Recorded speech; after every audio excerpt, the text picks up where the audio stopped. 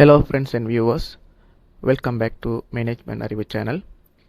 போன வீடியோவில் business management பற்றிய சிறிய அறிமுகத்தை பார்த்தோம். அப்படி பார்க்காதவங்களுக்கு கீழே டிஸ்கிரிப்ஷனில் அதனோட லிங்கை நான் கொடுக்குறேன். அது மூலமாக நீங்கள் பார்த்துக்கொள்ள முடியும். இன்றைக்கு நாம் ஒரு முக்கியமான சீரீஸ் ஆரம்பிக்க போகிறோம். அதாவது உலகத்தில் ஹை டிமாண்டில் இருக்கக்கூடிய ஒரு ஜாப் என்று சொல்லலாம். அல்லது இப்போது நிறைய ரெக்ரூட்டர்ஸ், நிறைய கம்பெனிகள் ரெக்ரூட் பண்ணக்கூடிய ஒரு பொசிஷன் அல்லது ஒரு ஜாப் ரோல் என்றும் நம்ம சொல்ல முடியும். அது என்ன அப்படி என்று சொன்னால் ப்ராஜெக்ட் மேனேஜ்மெண்ட். அதாவது கூகுள் கம்பெனி வழங்கக்கூடிய Google project management professional certificate கோர்ஸை நானும் இப்போ படிக்க ஆரம்பிச்சிருக்கேன். இந்த கோர்ஸில் நான் கற்றுக்கிற ஒவ்வொரு விஷயத்தையும், ஒவ்வொரு மாடியூலையும் தெளிவாக புரியக்கூடிய வகையில் நம்ம மொழியில் மிக எளிமையாக உங்களோட ஷேர் பண்ணிக்கலாம் நினைக்கின்றேன். ஸோ நீங்களும் என் கூட சேர்ந்து படிக்கலாம். முதலாவதாக பாடத்துக்கு போகிறதுக்கு முன்னாடி ஒரு கேள்வி. நீங்கள் என்னைக்காச்சும் ஒரு சர்ப்ரைஸ் பர்த்டே பார்ட்டி பிளான் பண்ணியிருக்கீங்களா? இல்லை வீடு மாறி இருக்கீங்களா? அதாவது புதிய வீட்டுக்கு போயிருக்கீங்களா? அல்லது ஒரு கல்யாணத்தை முன்னின்று நடத்தியிருக்கீங்களா? இதையெல்லாம் நீங்கள் ஏற்கனவே செஞ்சிருந்தால் வாழ்த்துக்கள். நீங்களும் ஏற்கனவே ஒரு ப்ராஜெக்ட் மேனேஜர் தான். ஏன்னா பட்ஜெட் போடுறது, பிளான் பண்ணுறது எல்லாம் நமக்கு ஏற்கனவே தெரியும். அதைத்தான் இந்த கோர்ஸில் ப்ரொஃபஷனலாக நம்ம மாற்ற போகிறோம், ப்ரொஃபஷனலாக படிக்க போகிறோம். சரி, நான் படித்த முதல் பாடம் ப்ராஜெக்ட் வர்சஸ் ஆப்பரேஷன்ஸ். அதாவது ப்ராஜெக்ட்னா என்ன? கூகுள் இதற்கு இரண்டு முக்கிய அடையாளங்களை சொல்லுகின்றது. முதலாவதாக டெம்பரரி, அதாவது it has a definite start and end date. அதுக்கு ஒரு கண்டிப்பான ஆரம்பமும் முடிவும் இருக்க வேண்டும். அடுத்ததாக யூனிக், அது தனித்துவமாக இருக்க வேண்டும். புதுசாக ஒரு விஷயத்தை உருவாக்க வேண்டும். இதற்கு முன்னாடி இருக்கின்ற விடயமாக இருக்கக்கூடாது, புதியதாக இருக்க வேண்டும். அடுத்ததாக ஆப்பரேஷன்ஸ். ஆப்பரேஷன் என்று சொல்வது ஒன்கோயிங் அண்ட் ரெப்பிட்டேட்டிவ், அதாவது நடந்து கொண்டிருக்கின்ற விடயங்கள், மீண்டும் மீண்டும் நடந்து கொண்டிருக்கின்ற விடயங்கள்.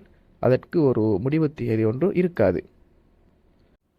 ஃபார் அன் எக்ஸாம்பிள், நாங்கள் ஒரு வீடு கட்டுவதை உதாரணத்துக்கு எடுத்துக்கொள்ள முடியும். இதில் ப்ராஜெக்ட் அப்படின்னு சொல்கிறது வந்துட்டு கன்ஸ்ட்ரக்டிங் த ஹவுஸ், அதாவது வீடை கட்டமைத்து கொண்டிருப்பது. Starts with foundation, ends with house warming ceremony. அதாவது வீட்டினுடைய அடித்தளத்தை போடுவதிலிருந்து புதுமனை புகுவிழா வரையில் உள்ள இந்த விடயங்களை நாங்கள் ப்ராஜெக்ட் என்று சொல்ல முடியும். ஏனெனில் இதுக்கு ஒரு ஆரம்பமும் ஒரு முடிவும் இருக்கும். அடுத்ததாக ஆப்பரேஷன்ஸ்.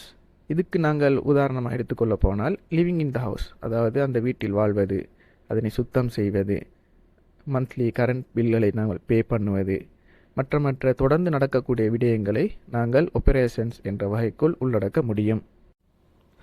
அப்போது ப்ராஜெக்ட் மேனேஜ்மெண்ட்னா என்ன? நம்ம ப்ராஜெக்ட் மேனேஜ்மெண்ட் அப்படின்னு சொல்வதன் மூலமாக நாங்கள் நாட வருவது என்ன அப்படின்னு சொன்னால், the project management is the application of knowledge, skills, tools and techniques to meet requirements and achieve the desired outcome. அதாவது நம்ம அறிவு, திறமை மற்றும் நுட்பங்களை பயன்படுத்தி நாங்கள் எதிர்பார்த்த ஒரு வேலையை சரியாக முடிப்பது தான் ப்ராஜெக்ட் மேனேஜ்மெண்ட்.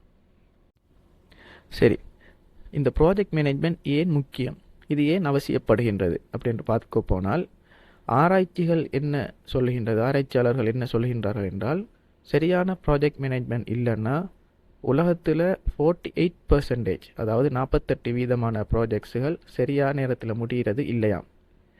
அதனாலேயே பல கம்பெனிகளுக்கு பல கோடிக்கணக்கான பணங்கள் நஷ்டமாகுது. அதனால தான் ப்ராஜெக்ட் மேனேஜர்ஸ்க்கு இவ்வளோ டிமாண்ட். சரி, இந்த கோர்ஸில் நான் அடுத்ததாக கற்றுக்கிட்ட ஒரு விடயம்தான், ஒரு ப்ராஜெக்ட் மேனேஜராக இருக்கக்கூடியவர் தன்னுடைய அலுவலகத்தில் அவருக்குரிய வேலை என்னவாக இருக்கும். அதாவது நாங்கள் அவருடைய வேலையை முக்கியமான 3 விடயங்களாக பிரிக்க முடியும். முதலாவதாக பிளானிங் அண்ட் ஆர்கனைசிங், அதாவது யார் என்ன வேலையை செய்ய வேண்டும், கஸ்டமர் கிட்ட என்ன தேவை, என்னென்ன ரிக்குவயர்மெண்ட்ஸ் என்பதை கேட்டு அந்த வேலைக்குரிய தேவையானதை பிளான் பண்ணுறது. அடுத்ததாக மேனேஜிங் டாஸ்க்ஸ். பிளான் போட்டதோடு மட்டும் நின்று கொள்ளாமல் டீம் மெம்பர்ஸ் சரியாக வேலை செய்கின்றார்களா என்பதையும் கண்காணிப்பது தான் மேனேஜிங் டாஸ்க்ஸ். அடுத்ததாக பட்ஜெட்டிங், அதாவது நமக்கு கொடுத்த பணத்துக்குள்ள, நமக்கு எலோகேட் பண்ணின அந்த தொகைக்குள்ள அந்த வேலையை சரியாக செய்து முடிக்க வேண்டும். ஒதுக்கப்பட்ட தொகைக்குள் அந்த வேலையை கச்சிதமாக செய்து முடிப்பது தான் பட்ஜெட்டிங். சுருக்கமாக சொன்னால் குழப்பத்தை, கேயோஸை சரி செய்து வேலையை முடிப்பது தான் ஒரு ப்ராஜெக்ட் மேனேஜராக இருக்கக்கூடியவருடைய பொறுப்பாக இருக்கும். அடுத்ததாக உங்களுக்குள் ஒரு கேள்வி எழலாம். எனக்கு முன் அனுபவம், எக்ஸ்பீரியன்ஸ் இல்லையே, நான் இந்த துறைக்கு வரலாமா என்று கேட்டால் கண்டிப்பாக வர முடியும். இதுக்கு டீப் டெக்னிக்கல் நாலேஜ் எல்லாம் தேவையில்லை. உங்கள் பழைய வேலையிலே கற்றுக்கிட்ட திறமைகளை இங்கே நீங்கள் பயன்படுத்த முடியும். இதைத்தான் ட்ரான்ஸ்ஃபரபிள் ஸ்கில்ஸ்னு சொல்கிறோம். உதாரணத்துக்கு நாங்கள் சொல்ல போனால், நீங்கள் ஒரு டீச்சராக இருந்திருக்கலாம், ஒரு படித்து கொடுக்கக்கூடிய ஒரு ஆசிரியராக இருந்திருக்கலாம். உங்களுக்கு ஏற்கனவே பாடத்தை பிளான் பண்ணுற கரிக்குலம் பிளானிங் திறமை இருக்கும். அடுத்ததாக நீங்கள் ஒரு கடை வைத்திருக்கக்கூடியவராக இருக்கலாம். உங்களுக்கு கஸ்டமரை சமாளிக்கின்ற ஒரு திறமை இருக்கும், கம்யூனிகேஷன் அந்த ஸ்கில்ஸ் உங்கள்கிட்ட இருக்கும். அல்லது நீங்கள் ஒரு ஸ்டூடெண்ட் லீடராக, நீங்கள் பாடசாலையிலோ அல்லது உங்களது கல்லூரியிலோ நீங்கள் மாணவர் தலைவராக இருக்கலாம். அப்படி இருப்பீர்களானால் உங்களுக்கு லீடர்ஷிப் அண்ட் ஆர்கனைசேஷன் ஸ்கில்ஸ் இருக்கும். இவையெல்லாம் உங்களுக்கு ப்ராஜெக்ட் மேனேஜ்மெண்ட்டுக்குள் வரக்கூடிய திறமைகளாக கருதப்படும். அதுக்குத்தான் நாங்கள் ட்ரான்ஸ்ஃபரபிள் ஸ்கில்ஸ் என்று சொல்லுவோம். இதற்கு மத்தியில் கூகுள் இன்னும் ஒரு உதாரணத்தையும் குறிப்பிடுகின்றார்கள். என்னவென்றால், ஒருத்தர் காலேஜில் ஸ்டூடெண்ட் லீடராக இருந்த அனுபவத்தை வைத்து கொண்டே கூகுளில் கூட வேலை வாங்கியிருக்கின்றார் என்பதையும் இந்த பாடத்தில் கூகுள் மென்ஷன் பண்ணுறாங்க. ஸோ எனக்கு தெரியாது, எனக்கு அனுபவம் இல்லை என்று நீங்கள் நினைக்க வேண்டாம். உங்களுக்கு ஏற்கனவே பல விடயங்கள், பல ஸ்கில்ஸுகள் தெரியும். ஓகே, கடைசியாக இந்த துறையில் என்னென்ன பதவிகள் இருக்குன்னு நாங்கள் பார்க்கலாம். 2027 ஆண்டுக்குள்ளே 87.7 மில்லியன் ப்ராஜெக்ட் மேனேஜ்மெண்ட் வேலைகள் வரப்போகுதாம் அப்படி என்று கூகுள் ஒரு கருத்து கணிப்பீட சொல்கிறாங்க. ஆனால் எல்லாமே ப்ராஜெக்ட் மேனேஜ்மெண்ட்ங்கிற பேரில் இருக்காது. அதற்கு நாங்கள் இன்னும் பல பேர்களை கொடுக்க முடியும். முதலாவதாக என்ட்ரி லெவல், ஆரம்பத்தில் ப்ராஜெக்ட் கோஆர்டினேட்டர் அல்லது ப்ராஜெக்ட் அசிஸ்டண்ட்டாக சேரலாம். அடுத்ததாக லெவல் 1 ப்ராஜெக்ட் மேனேஜர்.